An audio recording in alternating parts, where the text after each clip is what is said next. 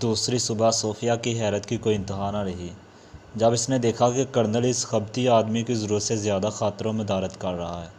انور اور عارف اپنے کمروں ہی میں ناشتہ کرتے تھے۔ وجہ یہ تھی کہ کرنل کا وٹامنز کا خبت تھا۔ اس کے ساتھ انہیں بھی ناشتہ میں کچھ ترکاریاں، بھیگے ہوئے چنے زہر مار کرنے پڑتے تھے، اس لیے انہوں نے دیر سے سو کر اٹھنا شروع کر دیا تھا۔ آج کل تو ایک اچھا خاصا بہانہ ہاتھ آ گیا تھا کہ وہ کافی رات گئے تک رائفلیں لیے ٹہلا کرتے تھے۔ آج ناشتے کی میز پر صرف صوفیہ، عمران اور کرنل تھے، اور عمران کرنل سے بھی کچھ زیادہ وٹامنز زدہ نظر آ رہا تھا۔ کرنل تو بھیگے ہوئے چنے ہی چبا رہا تھا، مگر عمران نے یہ حرکت کی کہ چنوں کو چھیل چھیل کر چھلکے الگ اور دانے الگ رکھتا تھا۔ صوفیہ اسے حیرت سے دیکھ رہی تھی۔ جب چھلکوں کی مقدار زیادہ ہو گئی تو عمران نے انہیں چبانا شروع کر دیا۔ صوفیہ کو ہنسی آ گئی۔ کرنل نے شاید ادھر دھیان نہیں دیا تھا۔ صوفیہ کے ہنسنے پر وہ چونکا اور پھر اس کے ہونٹوں پر بھی خفیف سی مسکراہٹ پھیل گئی۔ عمران احمقوں کی طرح ان دونوں کو باری باری دیکھنے لگا، لیکن چھلکوں سے اس کا شغل اب بھی جاری تھا۔ شاید آپ کچھ غلط کھا رہے ہیں، صوفیہ نے ہنسی ضبط کرنے کی کوشش کرتے ہوئے کہا۔ ہائے، عمران آنکھیں پھاڑ کر بولا، غلط کھا رہا ہوں؟ پھر وہ گھبرا کر اسی طرح اپنے دونوں کان جھاڑنے لگا جیسے وہ اب تک سارے نوالے کانوں ہی میں رکھتا رہا ہو۔ صوفیہ کی ہنسی تیز ہو گئی۔ میرا مطلب یہ ہے کہ آپ چھلکے کھا رہے ہیں، اس نے کہا۔ اوہ اچھا اچھا، عمران ہنس کر سر ہلانے لگا۔ پھر اس نے سنجیدگی سے کہا، میری صحت روز بروز خراب ہوتی جا رہی ہے، اس لیے میں غذا کا وہ حصہ استعمال کرتا ہوں جس میں صرف وٹامن پائے جاتے ہیں۔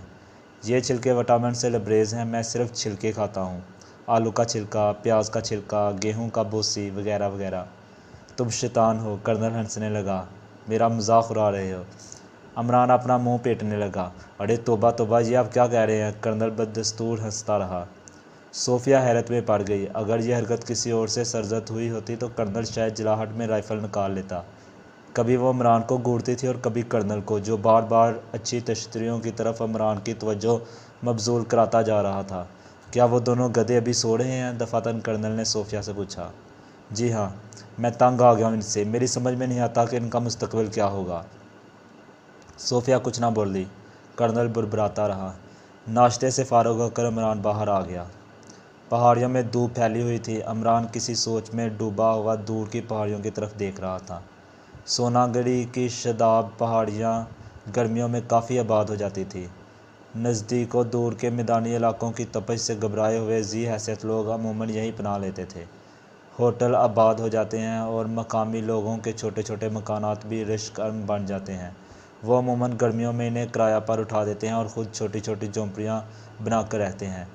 اپنے کرایہ داروں کی خدمات بھی انجام دیتے ہیں، جس کے صلے میں انہیں اچھی خاصی آمدنی ہو جاتی ہے، اور پھر سردیوں کا زمانہ اسی کمائی کے بل بوتے پر تھوڑی بہت آسائش کے ساتھ ضرور گزارتے ہیں۔ کرنل زرگام کی مستقل سکونت یہیں کی تھی اور اس کا شمار یہاں کے سربراوردہ لوگوں میں ہوتا تھا۔ صوفیہ اس کی اکلوتی لڑکی تھی۔ انور اور عارف بھتیجے تھے جو گرمیاں عموماً اسی کے ساتھ گزارا کرتے تھے۔ عمران نے ایک طویل انگڑائی لی اور سامنے سے نظریں ہٹا کر ادھر ادھر دیکھنے لگا۔ شہتوتوں کی میٹھی میٹھی بو چاروں طرف پھیلی ہوئی تھی۔ عمران جہاں کھڑا تھا اسے پائیں باغ تو نہیں کہا جا سکتا، لیکن یہ تھا باغ ہی۔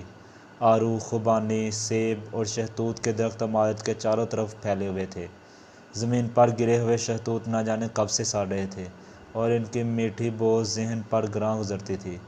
عمران اندر جانے کے لیے مڑا ہی تھا کہ سامنے سے صوفیہ آتی دکھائی دی۔ انداز سے معلوم ہو رہا تھا کہ وہ عمران ہی کے پاس آ رہی ہے۔ عمران رک گیا۔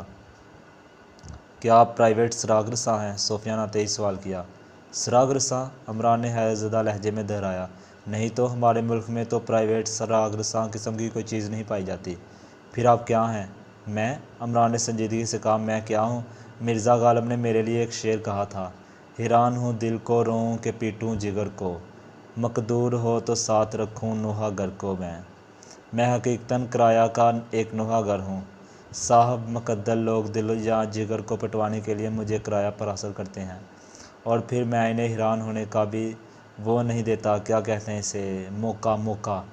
صوفیہ نے نیچے سے اوپر تک اسے گھور کر دیکھا۔ عمران کے چہرے پر برسنے والی حماقت کچھ اور زیادہ ہو گئی۔ آپ دوسروں کو الو کیوں سمجھتے ہیں؟ صوفیہ بنا کر بولی۔ مجھے نہیں یاد پڑتا کہ میں نے کبھی کسی الو کو بھی الو سمجھا ہو۔ آپ آج جا رہے تھے؟ مجھے افسوس ہے، کرنل صاحب نے تسلی کے لیے میری خدمات حاصل کر لی ہیں۔ میرا سائیڈ بزنس تسلی اور دلاسا دینا بھی ہے۔ صوفیہ کچھ دیر خاموش رہی، پھر اس نے کہا، تو اس کا یہ مطلب ہے کہ آپ نے سارے معاملات سمجھ لیے ہیں؟ میں اکثر کچھ سمجھے بوجھے بغیر بھی تسلیاں دیتا رہتا ہوں، عمران نے مغموم لہجے میں کہا۔ ایک بار کا ذکر ہے کہ ایک آدمی نے میری خدمات حاصل کی۔ میں رات بھر اسے تسلیاں دیتا رہا، لیکن جب صبح ہوئی تو میں نے دیکھا کہ اس کی کھوپڑی میں 2 سوراخ ہے، اور وہ نہ دل کو رو سکتا ہے اور نہ جگر کو پیٹ سکتا ہے۔ میں نہیں سمجھی۔ ان سوراخوں سے بعد کو ریوالور کی گولیاں برآمد ہوئی تھی۔ معجزہ تھا جناب، معجزہ۔ سچ مچ یہ معجزوں کا زمانہ ہے۔ پرسوں ہی اخبار میں نے پڑھا تھا کہ ایران میں ایک ہاتھی نے مرغی کے انڈے دیے ہیں۔ آپ بہت اذیت پسند معلوم ہوتے ہیں، صوفیہ منہ بگاڑ کر بولی۔ آپ کی کوٹھی بڑی شاندار ہے، عمران نے موضوع بدل دیا۔ میں پوچھتی ہوں آپ ڈیڈی کے لیے کیا کر سکیں گے؟ صوفیہ جھنجھلا گئی۔ دلاسا دے سکوں گا۔ صوفیہ کچھ کہنے ہی والی تھی کہ برآمدے کی طرف سے کرنل کی آواز آئی، ارے تم یہاں ہو؟ پھر وہ قریب آ کر بولا، 11 بجے ٹرین آتی ہے۔ وہ دونوں کدے کہاں ہیں تم لوگ؟ اسٹیشن چلے جاؤ، میں نہ جا سکوں گا۔ کیا یہ واپس نہیں جائیں گے؟ صوفیہ نے عمران کی طرف دیکھ کر کہا۔ نہیں، کرنل نے کہا، جلدی کرو، 9:30 بج گئے ہیں۔ صوفیہ چند لمحے کھڑی عمران کو گھورتی رہی، پھر اندر چلی گئی۔ کیا آپ کے یہاں مہمان آ رہے ہیں؟ عمران نے کرنل سے پوچھا۔ ہاں، میرے دوست ہیں، کرنل بولا۔ کرنل ڈکسن، یہ ایک انگریز ہے، مس ڈکسن اس کی لڑکی، اور مسٹر بارتوش۔ بارتوش؟ عمران بولا۔ کیا چیکوسلواکیہ کے باشندہ ہے؟ ہاں، کیوں، تم کیسے جانتے ہو؟ اس قسم کے نام صرف ادھر ہی پائے جاتے ہیں۔ بارتوش ڈکسن کا دوست ہے، میں نے اسے پہلے کبھی نہیں دیکھا۔ وہ مصور بھی ہے۔ کیا وہ کچھ دن ٹھہریں گے؟ ہاں، شاید گرمیاں یہیں گزاریں۔ کیا آپ ان لوگوں سے لیو آقا والے معاملے کا تذکرہ کریں گے؟ ہرگز نہیں، کرنل نے کہا۔ لیکن تمہیں اس کا خیال کیسے پیدا ہوا؟ یوں ہی، البتہ میں ایک خاص بات سوچ رہا ہوں۔ کیا؟ وہ لوگ آپ پر ابھی تک قریب سارے حربے استعمال کر چکے ہیں، لیکن کاغذات حاصل کرنے میں ناکام رہے۔ کاغذات حاصل کیے بغیر وہ آپ کو قتل بھی نہیں کر سکتے، کیونکہ ہو سکتا ہے کہ اس کے بعد وہ کسی اور کے ہاتھ لگ جائیں۔ اب میں یہ سوچ رہا ہوں کہ کیا آپ لڑکی یا بھتیجوں کی موت برداشت کر سکیں گے؟ کیا بک رہے ہو؟ کرنل کانپ کر بولا۔ میں ٹھیک کہہ رہا ہوں، عمران نے سر ہلا کر کہا۔ فرض کیجئے وہ صوفیہ کو پکڑ لیں، پھر آپ سے کاغذات کا مطالبہ کریں، اس صورت میں آپ کیا کریں گے؟ میرے خدا! کرنل نے آنکھیں بند کر کے ایک ستون سے ٹیک لگا لی۔ عمران خاموش کھڑا رہا، پھر کرنل آنکھیں کھول کر مردہ سی آواز میں بولا، تم ٹھیک کہتے ہو، میں کیا کروں؟ میں نے اس کے متعلق کبھی نہیں سوچا تھا۔ صوفیہ کو اسٹیشن نہ بھیجیے۔ اب میں انور اور عارف کو بھی نہیں بھیج سکتا۔ ٹھیک ہے، آپ خود کیوں نہیں جاتے؟ میں ان لوگوں کو تنہا بھی نہیں چھوڑ سکتا۔ اس کی فکر نہ کیجیے، میں موجود رہوں گا۔ تم؟ کرنل نے اسے اس طرح دیکھا جیسے وہ بالکل خالی ذہن ہو۔ کیا تم کسی خطرے کا مقابلہ کر سکو گے؟ ہاں، کیوں نہیں؟ کیا آپ نے میری ہوائی بندوق نہیں دیکھی؟ سنجیدگی میرے لڑکے، سنجیدگی! کرنل بے صبری سے ہاتھ اٹھا کر بولا۔ کیا آپ کیپٹن فیاض کو بھی احمق سمجھتے ہیں؟ نہیں، تب پھر آپ بے کھٹکے جا سکتے ہیں۔ میری ہوائی بندوق ایک چرے سے لے کر ہرن تک شکار کر سکتی ہے۔ تم میرا ریوالور پاس رکھو۔ ارے توبہ توبہ! عمران منہ پیٹنے لگا۔ اگر وہ سچ مچ ہی چل گیا تو؟ کرنل چند لمحے عمران کو گھورتا رہا، پھر بولا، اچھا، میں انہیں روکے دیتا ہوں۔ ٹھہریے، ایک بات اور سنیے، عمران نے کہا، اور پھر آہستہ آہستہ کچھ کہتا رہا۔ کرنل کے چہرے کی رنگت کبھی پیلی پڑ جاتی تھی اور کبھی وہ پھر اپنی اصلی حالت پر آ جاتا تھا، مگر تھوڑی دیر بعد اپنے خشک ہونٹوں پر زبان پھیر کر بولا، میں نہیں سمجھ سکتا۔ آپ سب کچھ سمجھ سکتے ہیں، اب جائیے۔ اوہ، مگر نہیں کرنل، میں ٹھیک کہہ رہا ہوں، تم نے مجھے الجھن میں ڈال دیا ہے۔ کچھ نہیں، بس آپ جائیے۔ کرنل اندر چلا گیا۔ عمران وہیں کھڑا کچھ دیر اپنے ہاتھ ملتا رہا، اور پھر اس کے ہونٹوں پر پھیکی سی مسکراہٹ پھیل گئی۔ انور اور عارف دونوں کو اس کا بڑا افسوس تھا کہ کرنل نے انہیں اسٹیشن جانے سے روک دیا۔ انہیں اس سے پہلے کرنل ڈکسن یا اس کی لڑکی سے ملنے کا اتفاق نہیں ہوا تھا۔ صوفیہ بھی اسٹیشن جانا چاہتی تھی، اسے بھی بڑی کوفت ہوئی۔ آپ نہیں گئے کرنل صاحب کے ساتھ؟ عارف نے عمران سے پوچھا۔ نہیں، عمران نے لاپرواہی سے کہا اور چیونگ گم چوسنے لگا۔ میں نے سنا ہے کہ کرنل صاحب آپ سے بہت خوش ہیں۔ ہاں، میں انہیں رات بھر لطیفے سناتا رہا۔ لیکن آپ لوگ کیوں ہٹا دیے گئے تھے؟ لطیفے بچوں کے سننے کے لائق نہیں تھے۔ کیا کہا بچے؟ عارف جلا گیا۔ ہاں بچے، عمران مسکرا کر بولا۔ کرنل صاحب مجھے جوانی کے معشوقوں کا حال بتا رہے تھے۔ کیا بکواس ہے؟ ہاں بکواس تو تھی ہی، عمران سنجیدگی سے کہا۔ ان کی جوانی کے زمانے میں فوجیوں پر عاشق ہونے کا رواج نہیں تھا۔ اس وقت کی لڑکیاں صرف عاشقوں سے عشق کرتی تھی۔ سمجھ نہیں آتا کہ آپ کس قسم کے آدمی ہیں۔ ہائے، اب آپ یہ سمجھتے ہیں کہ قصور میرا ہے؟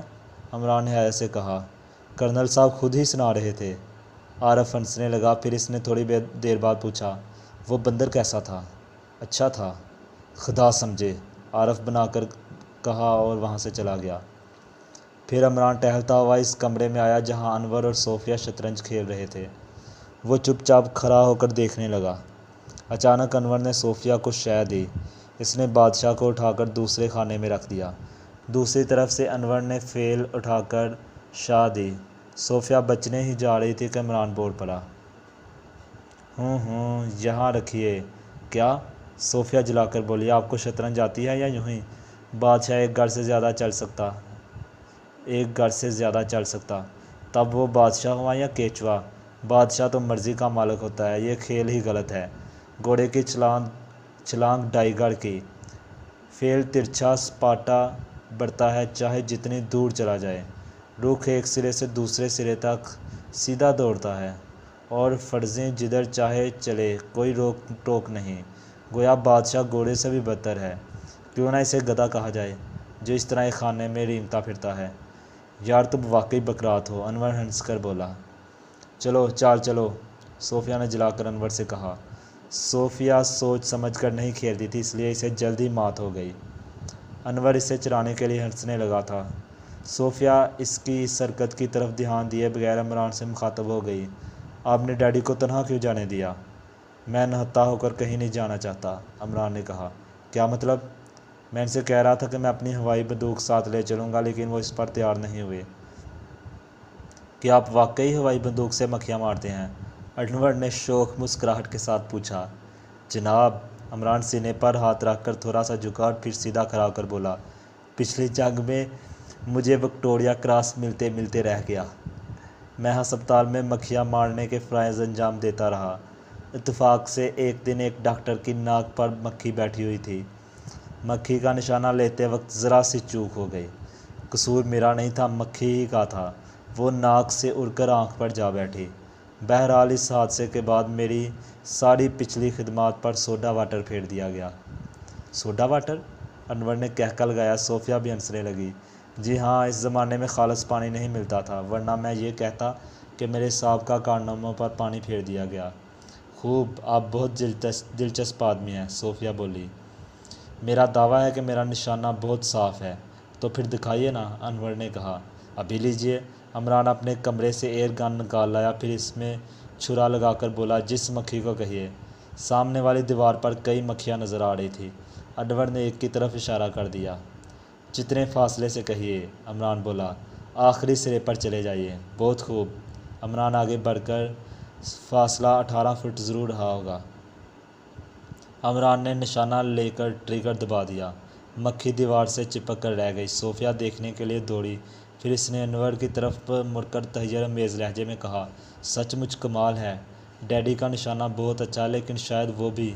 اوہ، کون سی بڑی بات ہے، انور شیخی میں آ گیا۔ میں خود لگا سکتا ہوں۔ اس نے عمران کے ہاتھ سے بندوق لی۔ تھوڑی دیر بعد صوفیہ بھی اس شغل میں شامل ہو گئی۔ دیواروں کا پلاسٹر برباد ہو رہا تھا اور ان پر گویا مکھیاں مارنے کا بھوت سوار ہو گیا تھا۔ پھر عارف بھی آ کر شریک ہو گیا۔ کافی دیر تک یہ کھیل جاری رہا، لیکن کامیابی کسی کو بھی نہ ہوئی۔ اچانک صوفیہ بڑبڑائی، لا حول ولا قوت، یہ کیا حماقت ہے! دیواریں برباد ہو گئی۔ پھر وہ سب چیپی ہوئی ہنسی ہنسنے لگے، لیکن عمران کی حماقت انگیز سنجیدگی میں ذرا برابر بھی فرق نہ آیا۔ واقعی دیواریں برباد ہو گئی، عارف بولا۔ کرنل صاحب ہمیں زندہ دفن کر دیں گے۔ سب آپ کی بدولت، انور نے عمران کی طرف اشارہ کر کے کہا۔ میری بدولت کیوں؟ میں نے تو صرف ایک ہی مکھی پر نشانہ لگایا تھا۔ انور ہنسنے لگا، پھر اس نے عمران کے کندھے پر ہاتھ رکھ کر کہا، یار سچ بتانا، کیا تم واقعی احمق ہو؟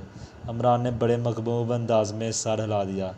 لیکن کل رات تو تم نے منشیات کے ناجائز تجارت کے متعلق کیا بات کہی تھی؟ مجھے یاد نہیں، عمران نے حیرت سے کہا۔ پھر کرنل صاحب نے ہمیں ہٹا کیوں دیا تھا؟ ان سے پوچھ لیجئے گا۔ عمران نے عارف کی طرف اشارہ کیا اور عارف ہنسنے لگا۔ کیا بات تھی؟ انور نے عارف سے پوچھا۔ ارے کچھ نہیں، بکواس، عارف ہنستا ہوا بولا۔ آخر بات کیا تھی؟ پھر بتاؤں گا۔ صوفیہ عمران کو گھورنے لگی تھی۔ وہ بندر کیسا تھا؟ انور نے عمران سے پوچھا۔ اچھا خاصا تھا، آرٹ کا ایک بہترین نمونہ۔ گھاس کھا گئی ہو شاید، انور جلا گیا۔ ممکن ہے لنچ میں گھاس ہی ملے، عمران نے مسکین صورت بنا کر کہا۔ ناشتے میں تو چنے کے چھلکے کھائے تھے۔ تینوں بے تحاشا ہنسنے لگے، لیکن صوفیہ جلدی سے سنجیدہ ہو گئی اور اس نے غصیلی آواز میں کہا، آپ ڈیڈی کا مذاق اڑانے کی کوشش کر رہے تھے۔ پتہ نہیں وہ کیوں خاموش رہ گئے۔ ممکن ہے انہیں خیال آ گیا ہو کہ میرے پاس بھی ہوائی بندوق موجود ہے، عمران نے سنجیدگی سے کہا۔ اور حقیقت یہ ہے کہ میں ان کا مذاق اڑانے کی کوشش ہرگز نہیں کر رہا تھا، میں بھی وٹامن پر جان چھڑکتا ہوں۔ وٹامنز کو خطرے میں دیکھ کر مجھے پوری قوم خطرے میں نظر آنے لگتی ہے۔ کیا بات تھی؟ انور نے صوفیہ سے پوچھا۔ کچھ نہیں، صوفیہ نے بات ٹالنی چاہی، لیکن انور پیچھے پڑ گیا۔ جب صوفیہ نے محسوس کیا کہ جان چھڑانی مشکل ہے تو اس نے ساری بات دہرا دی۔ اس پر کہکا پڑا۔ یار کمال کے آدمی ہو، انور ہنستا ہوا بولا۔ پہلی بار آپ کے منہ سے سن رہا ہوں، ورنہ میرے ڈیڈی تو مجھے بالکل بدھو سمجھتے ہیں۔ تو پھر آپ کے ڈیڈی ہی؟ ارے عمران ہاتھ اٹھا کر بولا، ایسا نہ کہیے، وہ بہت بڑے آدمی ہیں، director general of intelligence bureau. کیا؟ انور حیرت سے آنکھیں پھاڑ کر بولا، یعنی رحمان صاحب؟ جی ہاں، عمران نے لاپرواہی سے کہا۔ ارے تو آپ وہی عمران ہیں جس نے لندن میں امریکی گنڈے مکلارنس کا گروہ توڑا تھا؟ پتہ نہیں آپ کیا کہہ رہے ہیں، عمران نے حیرت کا اظہار کیا۔ نہیں نہیں، آپ وہی ہیں۔ انور کے چہرے پر ہوائیاں اڑنے لگی تھیں۔ وہ صوفیہ کی طرف مڑ کر ندامت آمیز لہجے میں بولا، ہم ابھی تک ایک بڑے خطرناک آدمی کا مذاق اڑا رہے تھے۔ صوفیہ پھٹی پھٹی آنکھوں سے عمران کی طرف دیکھنے لگی اور عمران نے ایک حماقت انگیز کہکا لگا کر کہا، آپ لوگ نہ جانے کیا ہانک رہے ہیں۔ نہیں صوفی، انور بولا، میں ٹھیک کہہ رہا ہوں، میرا ایک دوست راشد آکسفورڈ میں ان کے ساتھ تھا، اس نے مجھے مکلارنس کا واقعہ سنایا تھا، وہ مکلارنس جس کا وہاں کی پولیس کچھ نہیں بگاڑ سکتی تھی، عمران صاحب سے ٹکرانے کے بعد اپنے گروہ سمیت دفن ہو گیا۔ خوب ہوائی چھوڑی ہے کسی نے، عمران نے مسکرا کر کہا۔ مکلارنس کے سر کے 2 ٹکڑے ہو گئے تھے، انور بولا۔ ارے توبہ توبہ، عمران اپنا منہ پیٹنے لگا۔ اگر میں نے اسے مارا ہو تو میری قبر میں کٹر گھسے۔ نہیں بگھو، ہائے نہیں، غلط، کیا کہتے ہیں اس چھوٹے سے جانور کو جو قبروں میں گھستا ہے؟ بجو، عارف بولا۔ خدا جیتا رکھے، بجو۔ عمران صاحب میں معافی چاہتا ہوں، انور نے کہا۔ ارے آپ کو کسی نے بہکایا ہے؟ نہیں جناب، مجھے یقین ہے۔ صوفیہ اس دوران میں کچھ نہیں بولی۔ وہ برابر عمران کو گھورے جا رہی تھی۔ آخر اس نے تھوک نکل کر کہا، مجھے کچھ یاد پڑتا ہے کہ ایک بار کیپٹن فیاض نے آپ کا تذکرہ کیا تھا۔ کیا ہوگا، مجھے وہ آدمی سخت ناپسند ہے، اس نے پچھلے سال مجھ سے 5.5 روپے ادھار لیے تھے، آج تک واپس نہیں کیے۔ 11:15 بجے کرنل ڈکسن، اس کی لڑکی اور دوست بارتوش کرنل کی کوٹھی میں داخل ہوئے، لیکن کرنل ان کے ساتھ نہیں تھا۔ کرنل ڈکسن ادھیڑ عمر کا ایک دبلا پتلا آدمی تھا، آنکھیں نیلی مگر دھندلی تھیں، مونچھوں کا نچلا حصہ تمباکو نوشی کی کثرت سے براؤن رنگ کا ہو گیا تھا۔ اس کی لڑکی نوجوان اور کافی حسین تھی، ہنستے وقت اس کے گالوں میں خفیف سے گڑھے پڑ جاتے تھے۔ بارتوش اچھے تن و توش کا آدمی تھا، اگر اسے بارتوش کی بجائے صرف تن و توش کہا جاتا تو غیر مناسب نہ ہوتا۔ اس کے چہرے پر بڑے آرٹسٹک قسم کی داڑھی تھی، چہرے کی رنگت میں پھیکا پن تھا، مگر اس کی آنکھیں بڑی جاندار تھیں، اور وہ اتنی جاندار نہ ہوتی تو چہرے کی رنگت کی بنا پر کم از کم پہلی نظر میں تو اسے ورم جگر کا مریض ضرور سمجھا جا سکتا تھا۔ ہیلو بیبی، کرنل ڈکسن نے صوفیہ کا شانہ تھپتھپاتے ہوئے کہا۔ اچھی تو ہو، مجھے خیال تھا کہ تم لوگ اسٹیشن ضرور آؤ گے۔ قبل ازیں کہ صوفیہ کچھ کہتے ڈکسن کی لڑکی اس سے لپٹ گئی۔ پھر تعارف شروع ہوا۔ جب عمران کی باری آئی تو صوفیہ کچھ جھجکی۔ عمران آگے بڑھ کر خود بولا، میں کرنل زرگام کا سیکرٹری ہوں۔ انادان، ارے مسٹر نادان، پھر وہ بڑے بے تکے پن سے ہنسنے لگا۔ کرنل ڈکسن نے لاپرواہی کے انداز میں اپنے شانے سکوڑے اور دوسری طرف دیکھنے لگا۔ زرگی کہاں ہے؟ کرنل ڈکسن نے چاروں طرف دیکھتے ہوئے کہا۔ کیا وہ آپ کے ساتھ نہیں ہے؟ صوفیہ چونک کر بولی۔ میرے ساتھ؟ کرنل ڈکسن نے حیرت سے کہا، نہیں تو۔ او نہیں، کیا وہ آپ کو اسٹیشن پر نہیں ملے؟ صوفیہ کے چہرے پر ہوائیں اڑنے لگیں۔ صوفیہ نے عمران کی طرف دیکھا اور اس نے اپنی بائیں آنکھ دبا دی، لیکن صوفیہ کی پریشانی میں کمی واقع نہیں ہوئی۔ اس نے بہت جلدی اس سے تنہائی میں ملنے کا موقع نکال لیا۔ ڈیڈی کہاں گئے؟ پتہ نہیں۔ اور آپ اطمینان سے بیٹھے ہوئے ہیں؟ ہاں۔ خدا کے لیے سنجیدگی اختیار کیجیے۔ فکر مت کیجیے، میں کرنل کا ذمہ دار ہوں۔ میں انہیں تلاش کرنے جا رہی ہوں۔ ہرگز نہیں، آپ کوٹھی سے باہر قدم نہیں نکال سکتی۔ آخر کیوں؟ کرنل کا حکم۔ آپ عجیب آدمی ہیں، صوفیہ جھنجھلا گئی۔ موجودہ حالات کا علم مہمانوں کو نہ ہونا چاہیے۔ ان دونوں کو بھی منع کر دیجیے۔ انہیں اس کا علم نہیں، صوفیہ نے کہا۔ اتنا تو جانتے ہیں کہ کرنل کسی خطرے میں ہیں۔ ہاں، اس کا تذکرہ بھی نہ ہونا چاہیے۔ میرے خدا، میں کیا کروں؟ صوفیہ روحان سی آواز میں بولی۔ مہمانوں کی خاطر، عمران پرسکون لہجے میں بولا۔ آپ سے خدا سمجھے، میں پاگل ہو جاؤں گی۔ ڈرنے کی بات نہیں، کرنل بالکل خطرے میں نہیں ہے۔ آپ پاگل ہیں، صوفیہ جھنجھلا کر بولی۔ عمران نے اس طرح سر ہلا دیا جیسے اسے اپنے پاگل پن کا اعتراف ہو۔